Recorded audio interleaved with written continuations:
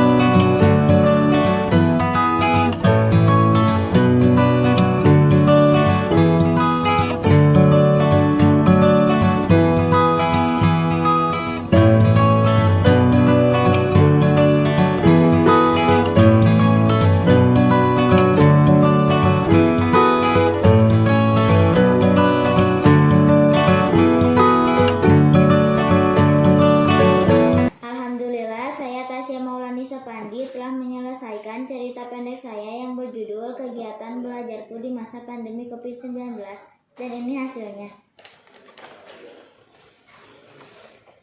Semoga cerita pendek saya bermanfaat dan saya bisa menjadi juara terbaik. Amin. Wassalamualaikum warahmatullahi wabarakatuh.